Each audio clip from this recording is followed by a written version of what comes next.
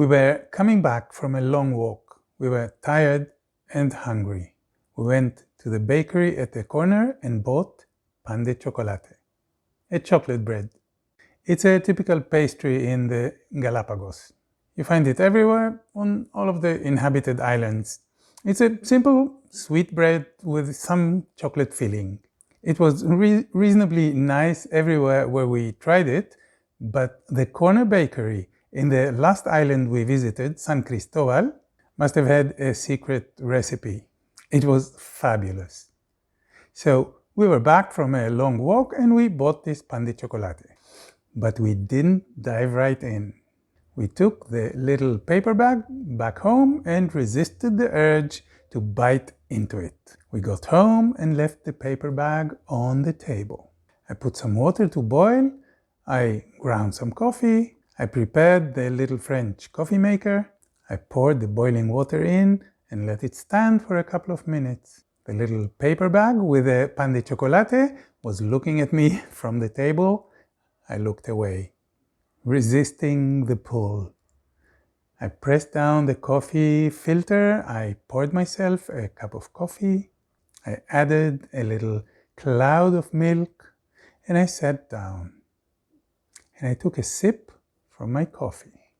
The pan de chocolate was still in its bag, untouched. Only then I opened the bag and the aroma of the chocolate bread filled the room. I tore a piece with my fingers. It looked delicious. It smelled delicious. I took a bite and closed my eyes, savoring it fully. I tuned into it slowly. My taste buds were firing like crazy. My brain felt like fireworks. I was immersed in the experience of this pan de chocolate with my cup of coffee. Nothing else existed at that moment. I recently listened to Laurie Santos in her class called The Science of Well-Being, the most popular course in the history of Yale University. She describes the pillars of well-being, the things that actually make us happy, which are not the ones we usually think would make us happy. One of these pillars she calls savoring.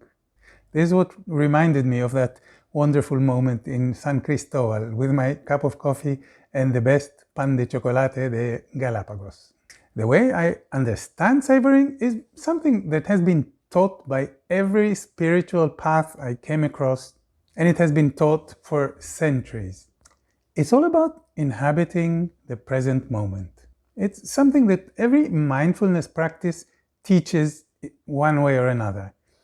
Savoring means that you actually pay attention to what is happening at the moment, right now.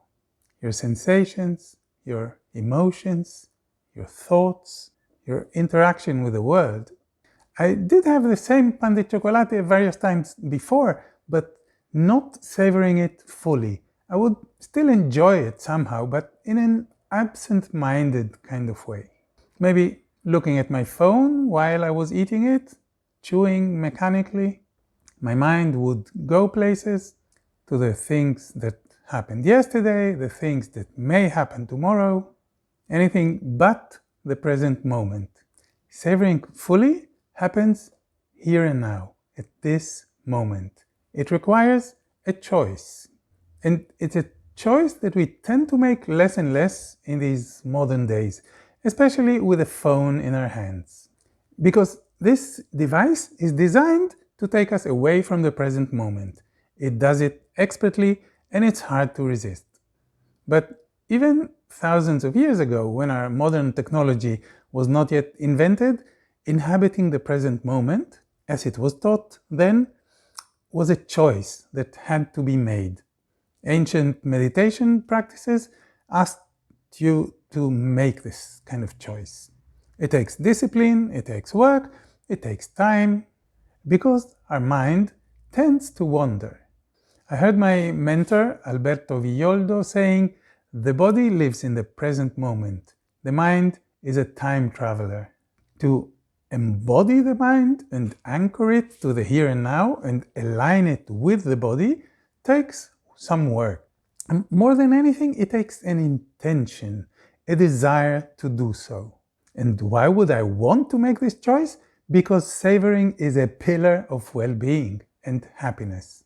Savoring fully the present moment makes me happy. That blessed moment with my cup of coffee and the chocolate bread in San Cristobal, where I really savored it fully, was a happy moment. And I know that when I'm less distracted, more present, I'm happier. I'm grounded, I'm calmer, and I enjoy my life. And yet, it is so easy to forget and get distracted, especially nowadays. And here's what I find fascinating. When I heard Dr. Santos talking about what really, actually makes us happy, I figured out that in my own way, in my area of expertise, I do it and I teach it. Same intention, same idea, savoring. Only until today, I didn't call it that way. I work with movement, but I don't lead you through exercises you can repeat mindlessly. I teach mindful movement. It only makes sense, it is only useful, and it only works if your mind is fully present. Absorbing, perceiving, sensing fully.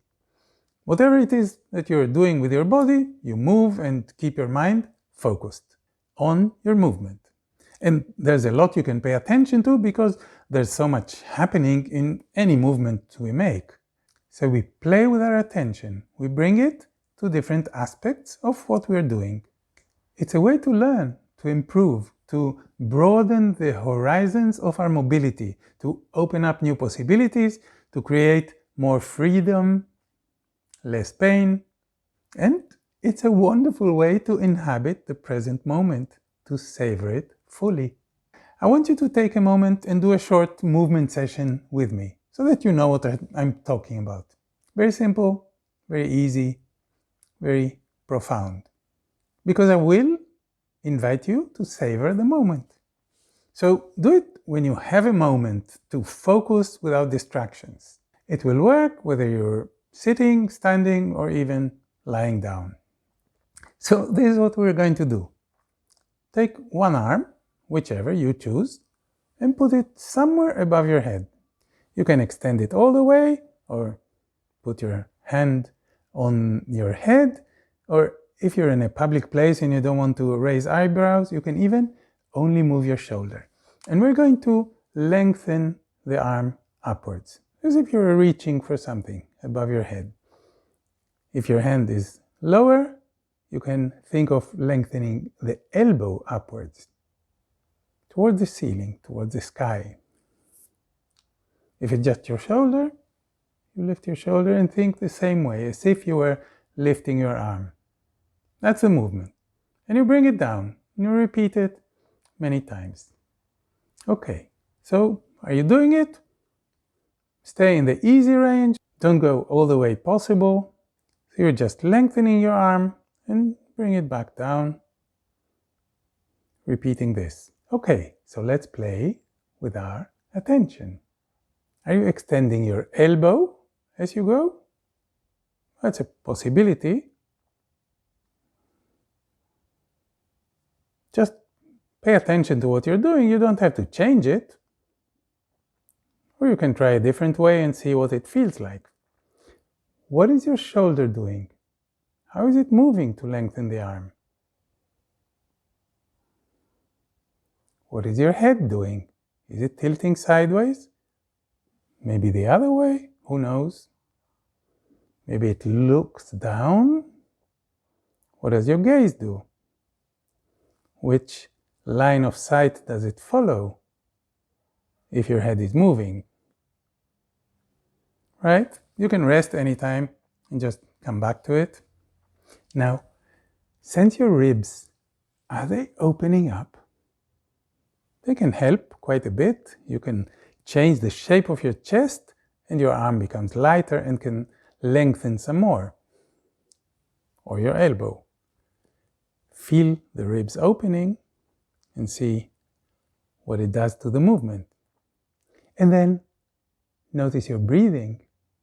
Can you breathe with the movement? Can you feel the air coming into that side that you're lengthening and then squeezed out of it?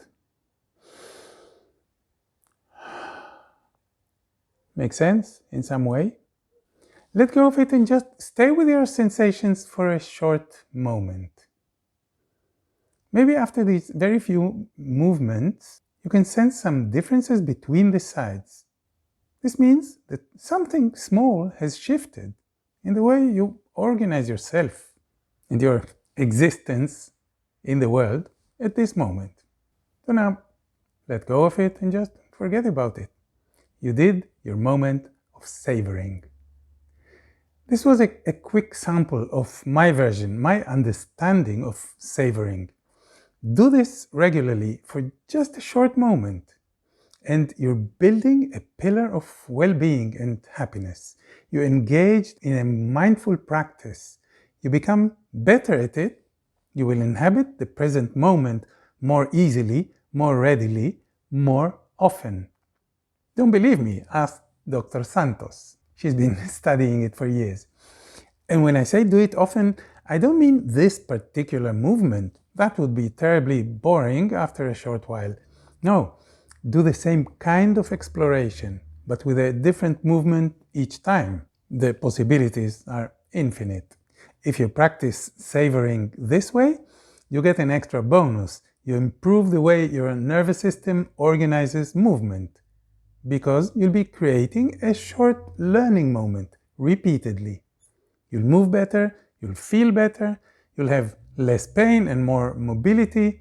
You'll be creating well-being on many levels at once. Does this sound like something that is worth a few minutes a day? Will you dedicate 3 minutes a day to your well-being? If you will, take a look at Persistent Growth, where I lead you through a daily 3-minute mindful movement session, a new one every day, so you can savor it fully and repeatedly. Stay well, stay in motion,